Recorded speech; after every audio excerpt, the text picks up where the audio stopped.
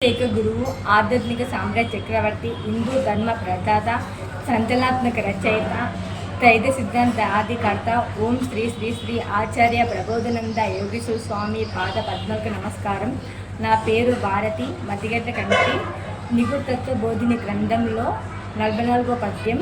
తొర్రిమానిలోని తొరట్ట జిగునెల్ల ముళ్ళలేక jump ముదుగుతోడ నగ్గిలేని మంట అది ఏమి చోద్యమో విశ్వదాభిరామ వినురవేమ.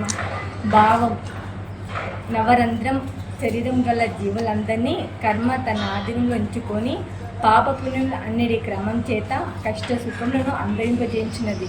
కర్మ కంటికి కనిపించక శరీర అంతర్గతంలో ఉండి గుణములో ప్రేరేపించి చిత్తించే పన్నులు నిర్మింపజేసి కార్యములు చేయించుడు కార్యంలోని కష్ట సుఖములు అనుభూతులను జీవుడు అనుభవించుచుండు.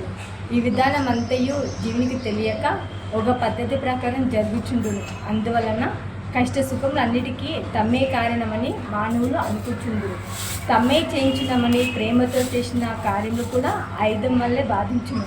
అందువలన ముళ్ళ లేక జంపు ముదుగుతోడు అన్నారు. నవరంధ్రంలా శరీరం కలిగి ఉన్నాం కావున తొర్రిమానులోని జీవులు ఉన్నారు. కర్మ కనిపించకనే ఆలోచనలను అగ్ని చేత కాలుచున్నది. అందువలన కర్మ అగ్ని లేని మంట అని వేమన అన్నాడు. అందరికీ నమస్కారం.